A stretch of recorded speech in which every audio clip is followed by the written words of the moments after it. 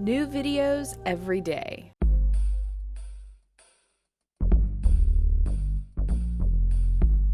Here we go, here we go.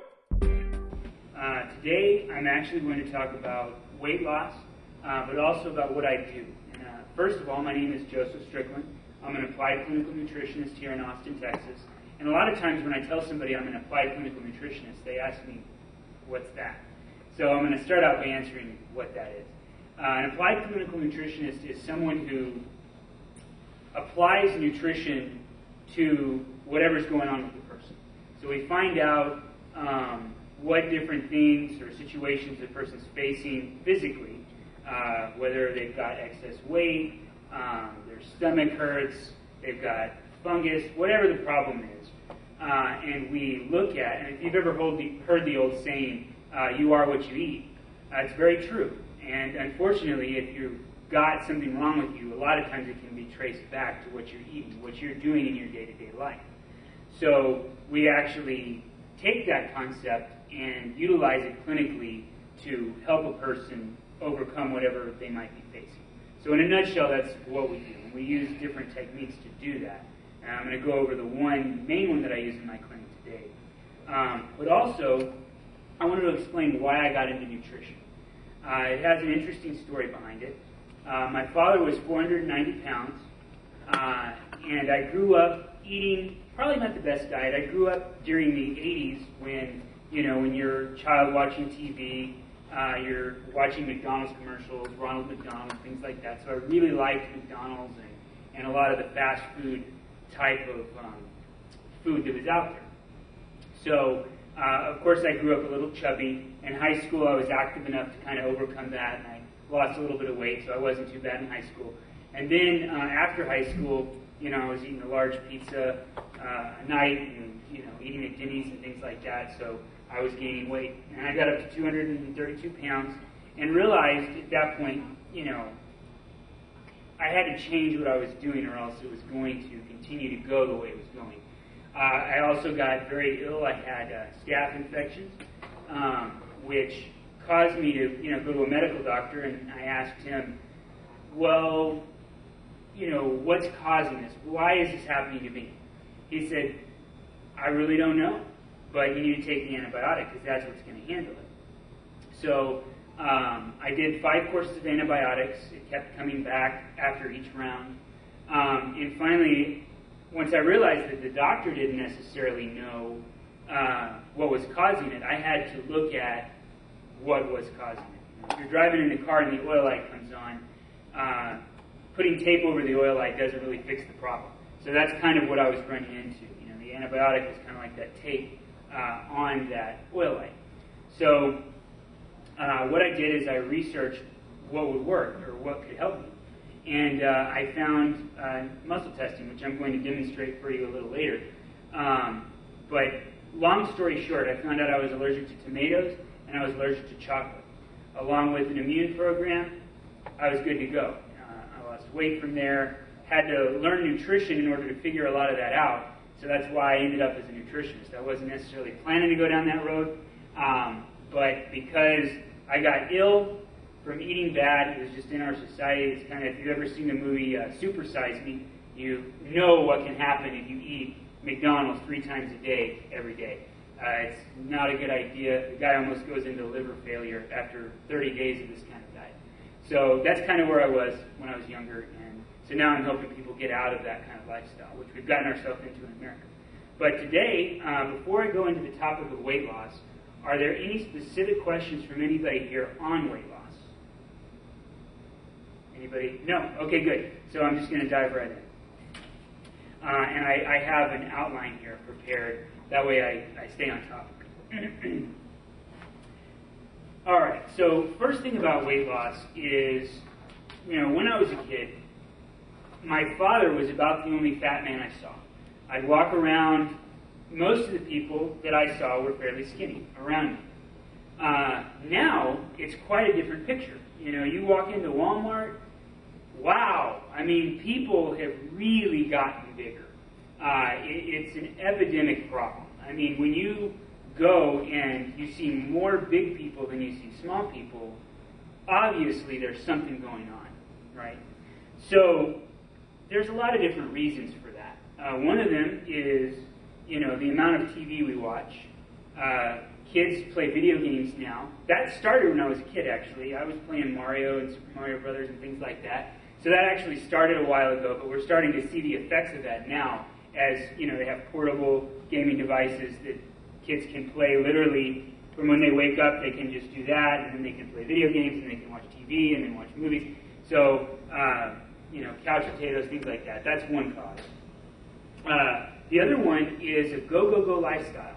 To an extent, that was happening when I was a kid too, but we have changed from a traditional style of, eat at home, have your meal on the table, things like that, to, we're going to just go to McDonald's and then bring food home, or we're going to eat takeout. Most of the big restaurant chains actually have to go now. So you can just, on your way home, grab Chili's to go, and then go home, and then everybody just eats from that.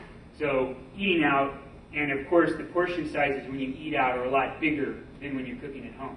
When you're cooking at home, I don't know about you, I hate cooking. And I cook just as little as possible. And I eat a lot less when I'm cooking at home than when I go out to eat. Because when I go out to eat, man, I want a big plate. Somebody else is cooking this, they're going to wash the dishes, I don't have to deal with it, So that it has a factor as well. Also, because our diets have changed, as Americans, most of the packaging on foods, a lot of it says low fat, and we've kind of gone into kind of a low fat diet. And what that does is it changed the balance of our diet. So people start eating this low fat stuff, which in order to do that, fat tastes good. So when you take it out of the food, it loses its taste. So what you're left with, the only thing to make it taste better is sugar. One of the problems with sugar is that it has the effect of unbalancing your blood sugar, making you crave, so you actually eat more. So, if you have a burger, fries, and a Coke, you're going to be hungrier sooner than if you have, some grilled chicken, a salad, something like that. It's just different choices in food has been a factor. But the main reason that I found for weight loss being a problem is that we've forgotten what the definition of food is. Okay? The definition of food, I actually went on the internet and found this out.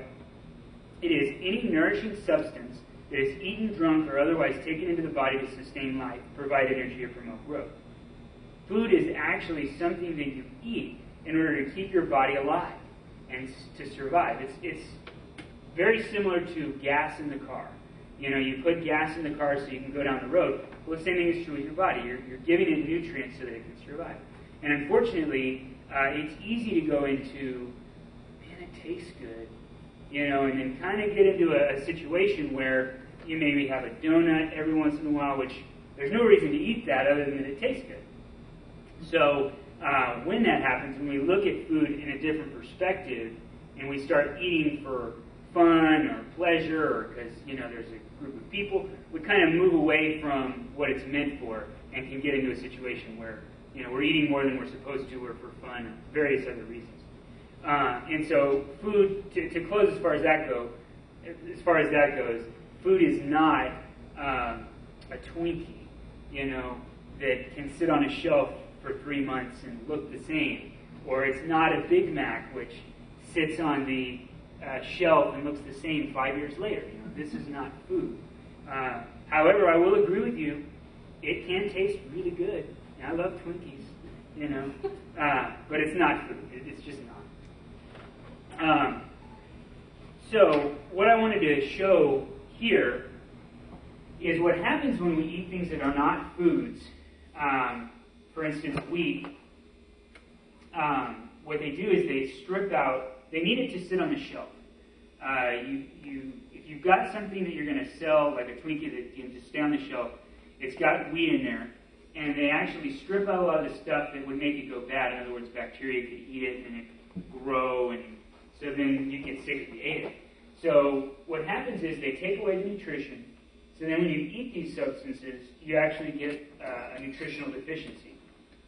And then what that leads to, by not getting the proper nutrients, you're not feeding the body, so the organs start to dysfunction. You get the body just starts to not work as well as it should. And what that can do when you have the organs not working right is excess weight. For instance, the thyroid is kind of like, it's a gland that's right here in your body, and it's kind of like the accelerator pedal in your car. So it controls how your metabolism, how much energy you need and when. So if you're not feeding your thyroid correctly, then your metabolism will get lower, and then your digestion will get slower, and then you can have kind of just an avalanche of effects from that. So I just wanted to show you the relationship there between eating foods devoid of nutrition, which cause organ dysfunction, and then can lead to excess weight. So that's one of the ways that we can get excess weight. Now, the next thing I wanted to go over is if everybody here will pull out their sugar sheet. It's 146 reasons why sugar is ruining your health. And it's got literally 146 reasons why sugar is ruining your health, which I'm not going to go over right now. But it is a hidden factor that a lot of people don't know about because it tastes so good. And it's very similar to a drug in that if you have a donut or a Snickers bar or something with a lot of sugar in it, it can kind of trick you into thinking that you feel better than you do for a period of time, and then make you want more.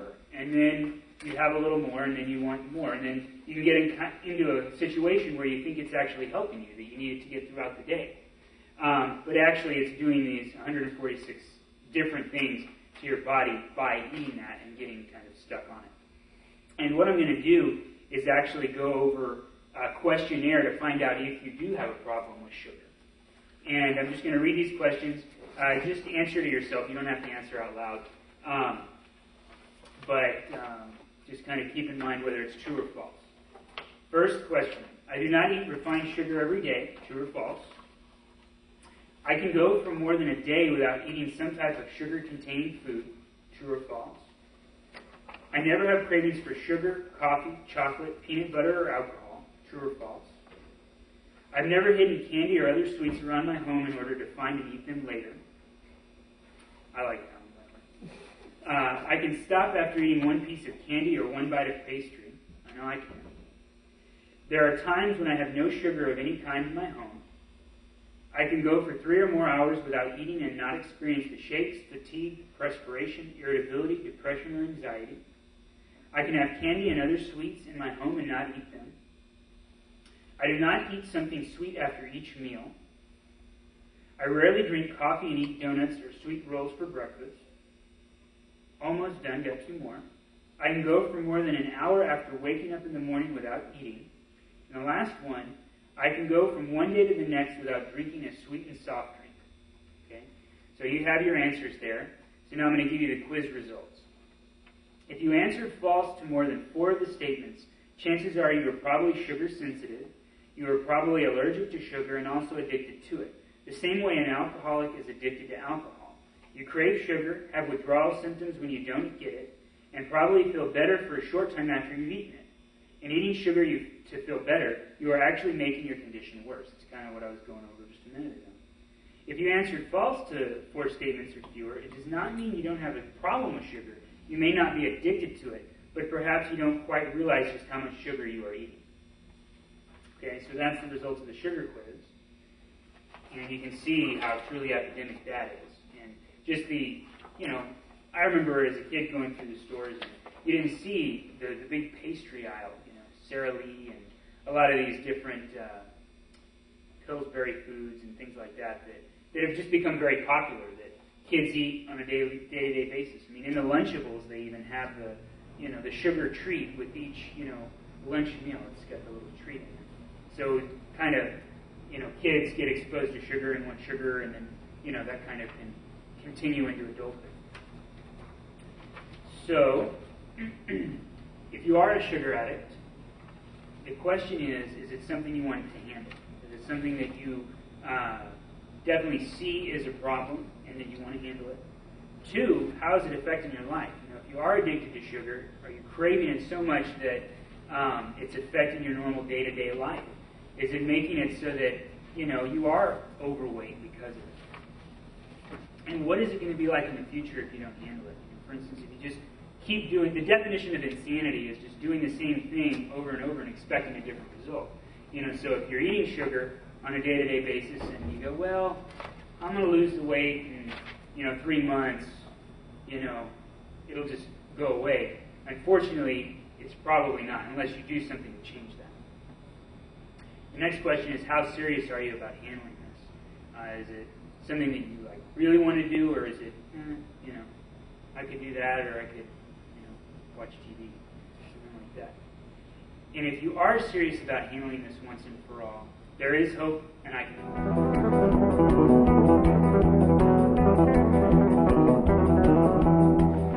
Nutrition response testing.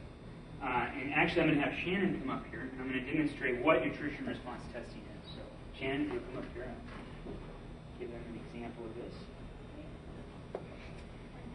Yeah, you can see him right here, and I'm going to see you right here. So, with nutrition response testing, what it does is it allows us to actually pinpoint what different systems of the body are not working right, could not be functioning at 100%. So, for instance, if you put your arm out here for me, she has a strong arm. Now, if I go through here, and let's say for weight, her thyroid was weak, her arm would go weak. Now, when I first saw this, and when people first see this, they sometimes think it's magic or voodoo or something. Well, it's actually very easily explained.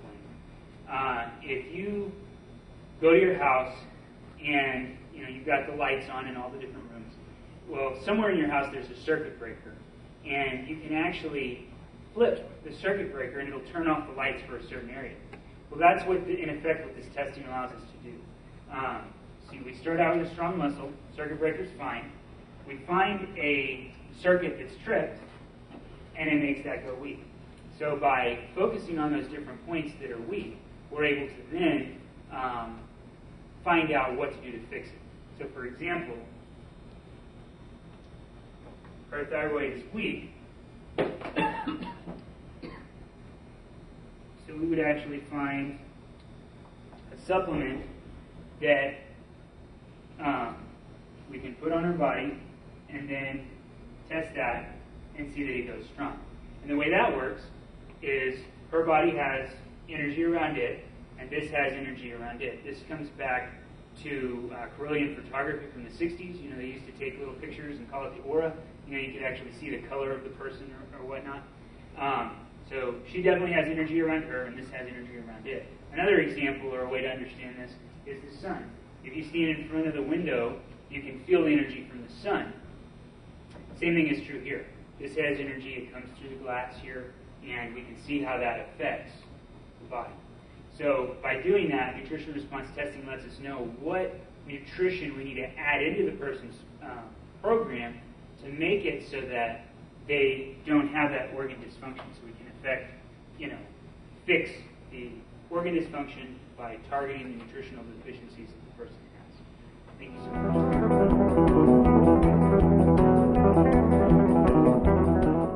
And as a result of this, we get what's called design clinical nutrition. It is designed. There's not one person in my practice that's on the same program, because there's no two people that are exactly alike. My music teacher in elementary school explained it when we went to the Mrs. Baird's bakery that used to be here in Austin as no two pieces of bread are exactly identical. Well, the same thing is true with us people. We are very different people. We eat different things on a day-to-day basis. We have different habits and routines. We've even got different jobs and experiences and chemicals and environmental factors. So everybody is, in effect, different as far as this goes. Now, with this kind of testing, there's two things that can happen. One, I found that if you're not a nutritional case, then it's very doubtful that I'll be able to help you. Okay? However, if you are a nutritional case, I found that there's probably not anything that will help you as much. For instance, if your body is starving for certain nutrients, and I give it those nutrients, you're going to do well. If you try to cover up the fact that you don't have those nutrients with a drug or some other type of solution, it's not necessarily going to fix the problem.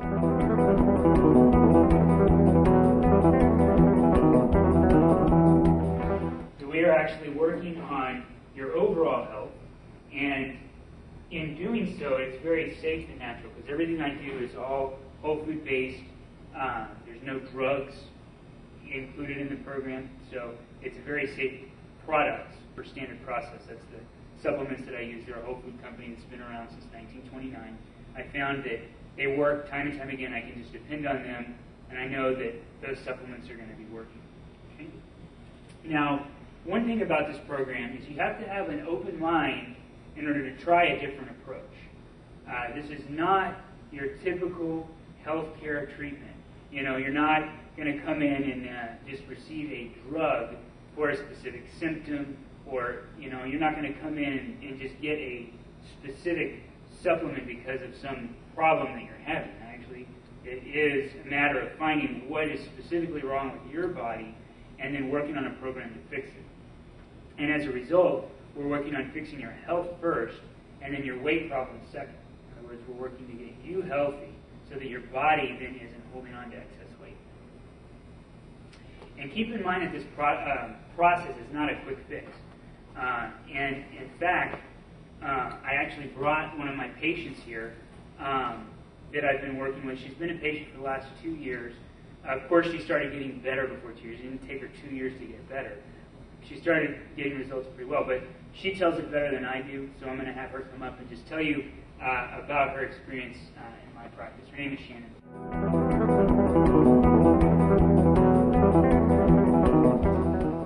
Hi, my name is Shannon.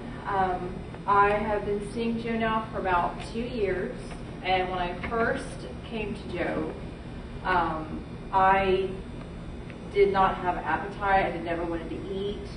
Every time I would eat, my stomach, I would just get bloated. It would cramp up. I just would feel horrible. I lived on Pepto-Bismol. That's all I mean, after every meal, I would drink Pepto-Bismol. And we had to do some fine-tuning. At first, maybe the first week or two, I could eat and not feel bloated, not irritated at all. I lost a total of about 20 pounds in the past year and a half being on his program. I quit eating sugar for the first 6 to 8 months because he found out I had parasites through his testing, and I had to be on certain supplements to get rid of those.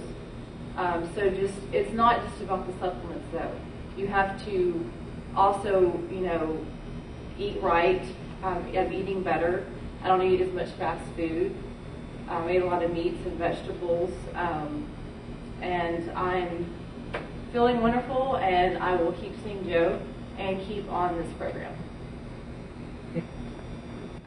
So that's an example of working on the overall health in order to improve it, because she came in and she had several different problems, and it was a matter of finding out what the underlying cause was.